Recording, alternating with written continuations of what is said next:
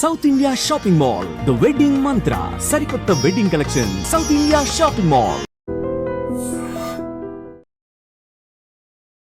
Welcome to crime confessions.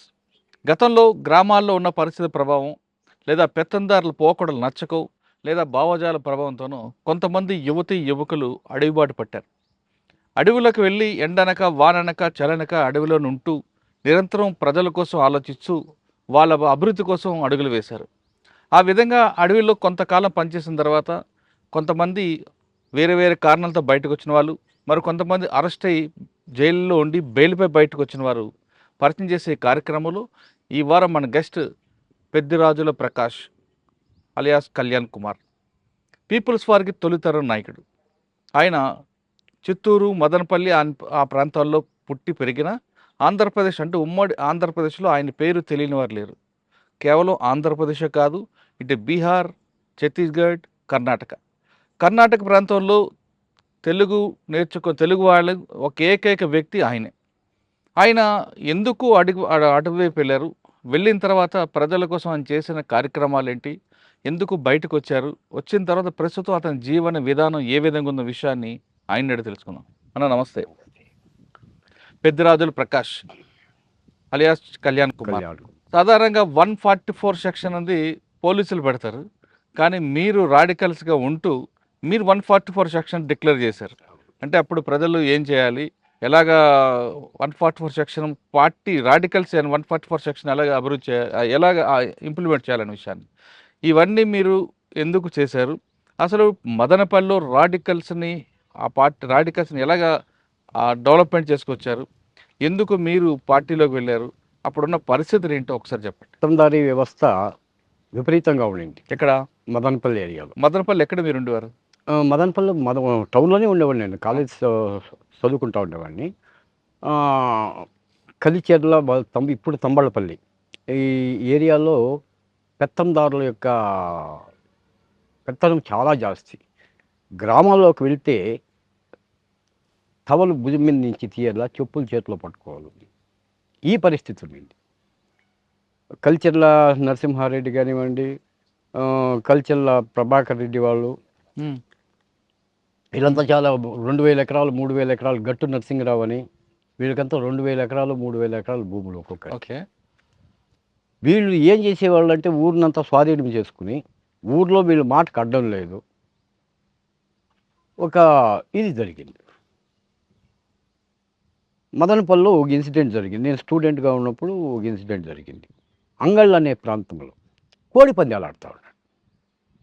కోడి పందాలు ఆడుతూ ఉంటే ఆ కోడి పందాల పైన ఆడేవాళ్ళ పైన తుపాకులు ఎక్కి పెట్టారు. 6 మంది చనిపోయారు.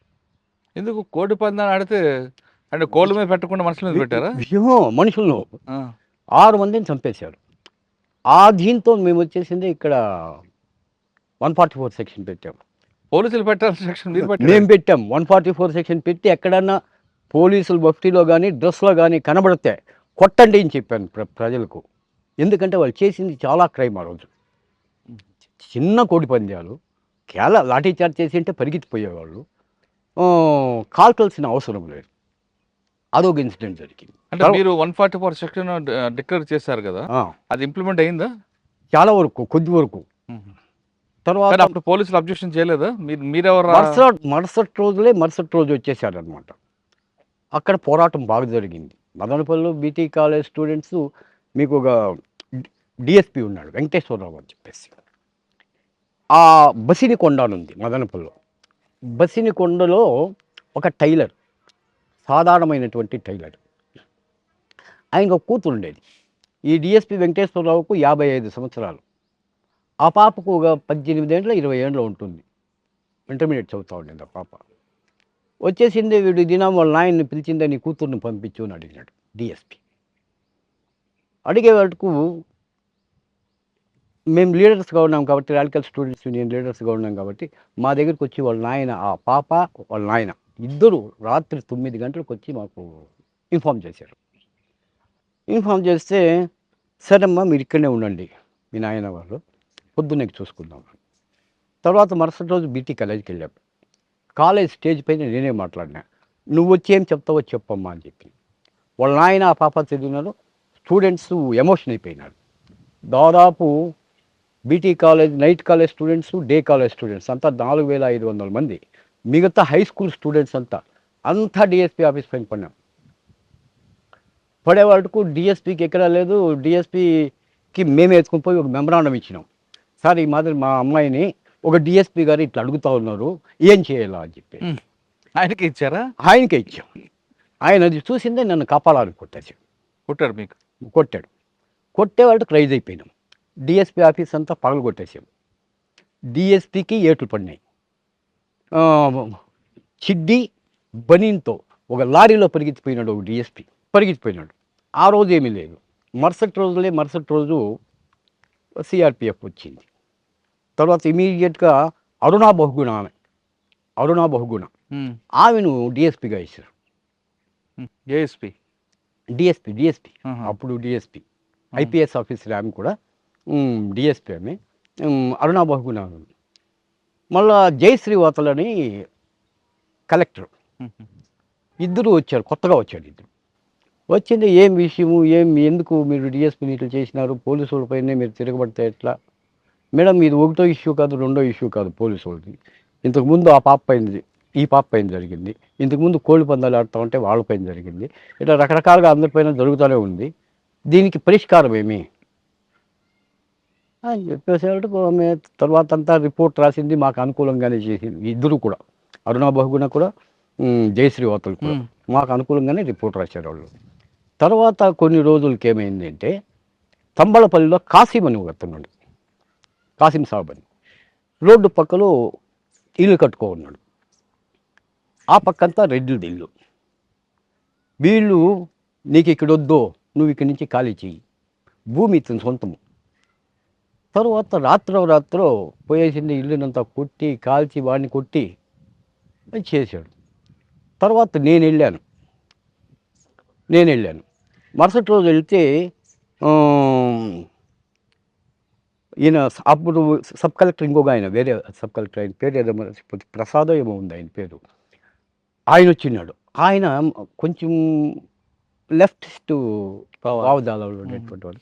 నేను పోయి చెప్పేవాళ్ళకు నా జట్లోనే వచ్చాడు తంబలపల్లికి.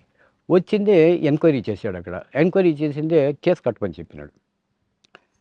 కేసు కట్టమని చెప్తే ఎస్ఐ కట్టలే కేసు. ఈయనే వాళ్ళ సెక్షన్ ఏదో ఉంది చూడండి, దీనికి తంబలపల్లి అంటే తంబలపల్లి, మదనపల్లి అంటే మదనపల్లి పోవాలా, కాళహస్తి అంటే కాళహస్తి పోవాలా, ఎక్కడ ఆయన డేట్ ఇస్తాడో వీళ్ళంతా అక్కడికి పోవాలా. అట్లా ఏదో సెక్షన్ ఏదో ఒకటి ఉంది, 148 140 ఏదో సెక్షన్. సుమోటో కింద తీసుకున్నాడా? సుమోటో కింద తీసుకున్నాడు. కేసు కట్టేశాడు. ఆయన ప్రకాష్ వస్తావా అన్నాడు. లేదు సార్, నాకేదో పని ఉంది కొద్దిగా, వాళ్ళు మాట్లాడిచ్చేసి వస్తాను అని. ఈయన పోస్ట్ ఆఫీస్ రెడ్డి ఏం చేశాడంటే, తీసిందే కపాలానికి కొట్టేశాడు. ఎవరిని? నన్ను. మళ్ళా అక్కడనే ఆయన వెళ్ళిపోయినాడు. కలెక్టరు కపాలానికి కొట్టాడు. కపాలానికి కొట్టే వాళ్ళకు ఇంక రైజ్ అయ్యింది, అక్కడ గలాటలు అయ్యింది. పొద్దున్నే సిఐ దగ్గరికి నేను లోపల వేపించి ఏం చేపిస్తాను అని చెప్పేసి అన్నాడు. ఎందుకు నువ్వు సిఐ ఆఫీస్ కన్నా పోతావా రేపు అంటే, చూద్దాం అది కూడా అన్నాడు. తర్వాత వెళ్ళాం. మా పాటికి మేము వెళ్ళిపోయాము, ఆయన పాటికి ఆయన వెళ్ళిపోయినాడు. మరుసనాడు సిఐకి దగ్గరికి కంప్లైంట్ ఇచ్చేదానికి వస్తూ ఉన్నాడు. మా వాళ్ళు చూసినారు, అక్కడనే స్పాట్లో సిఐ ఆఫీస్ దగ్గరనే స్పాట్లో వేసేసారు. మీరున్నారు అప్పుడు? నేను లేదు, స్పాట్లో లేదు. నేను ఆర్గనైజర్ ఓన్లీ, ఎప్పుడు కూడా నేను ఆర్గనైజరే. అంటే వాళ్ళకి చెప్పారు వేసామని? సో ఆర్గనైజరే నేను. తర్వాత దానిపైన కేసులు జరిగినాయి, కేసు కొట్టేసినారు, అదంతా అయిపోయిందండి. తర్వాత అప్పుడు నేను మదనపల్లి వదిలిపెట్టినా. అంతవరకు మదనపల్లిలో మా కార్యక్షేత్రం, నేను రాడికల్ స్టూడెంట్స్ యూనియన్ లీడర్గా ఉండి, తర్వాత డిస్ట్రిక్ట్ జనరల్ సెక్రటరీగా ఉండి, బీటీ కాలేజ్ చైర్మన్గా ఉండి, ఇవన్నీ ఇక్కడ జరుగుతాయి. సో పార్టీ వాళ్ళు అప్పుడు ఇది నన్ను కర్ణాటకకి వెళ్ళిపోమన్నారు. ఫస్ట్ కర్ణాటకకు పొమ్మని చెప్పారు. కర్ణాటకకు పొమ్మంటే కర్ణాటకలో పోయినాడు. ఏ సంవత్సరం? 1983. అంటే 83లో మీరు కర్ణాటక వెళ్ళారు? కర్ణాటకకి. అంటే అంతవరకు మదనపల్లి, తంబళపల్లి, అసలు చిత్తూరు ఇదంతా ఉండే మనం. సరే, ఇది జరిగిన కొన్ని రోజులకి ఏమైందంటే అక్కడికి పోయినాము. అక్కడ నన్ను స్టూడెంట్ ఆర్గనైజర్గా మెయిన్గా కర్ణాటక. ప్రగతిపర విద్యార్థి కేంద్ర, ప్రగతిపర యువజన సంఘ, ఇట్లా ఆర్గనైజేషన్స్ ఉంటాయి. సరే మేము ఈ ఆర్గనైజేషన్స్ను డెవలప్ చేస్తూ ఉన్నాము, కాలేజీలకు పోయేవాళ్ళము. సో నేను చేంజ్ అయిపోయింది ప్రకాష్, అక్కడనే కళ్యాణ్ కుమార్ అనేది. కర్ణాటక కళ్యాణ్ కుమార్. కళ్యాణ్ కుమార్, మిగతా అన్ని చోట్లను కళ్యాణ్ కుమార్. సరే అంతా వచ్చింది, అక్కడికి పోయినాం, ఇక్కడికి పోయినాం. తర్వాత కర్ణాటక అంతా చుట్టాం, కొంతమంది స్టూడెంట్స్ని రెడీ చేసాము, కొంతమంది యూత్ని రెడీ చేసాము.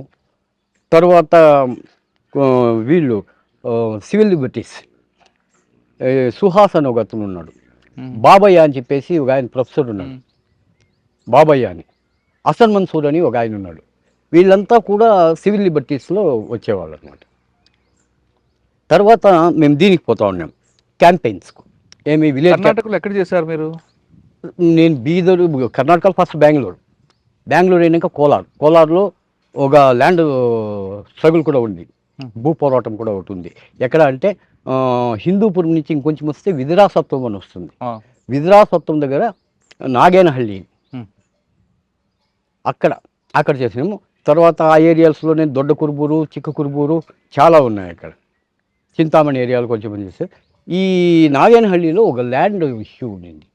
ఏమంటే అక్కడ వెట్టి చాకరీనే, ₹1 ఒక సంవత్సరానికి కూలీ తీసుకునేవాడు కూడా ఉన్నాడు. అక్కడ భోజనం పెడతారు, సంవత్సరానికి ₹1 ఇస్తారు, ఒక జత బట్టలు ఇస్తారు. అట్లా చాకరీ చేసేవాళ్ళు ఉన్నారు.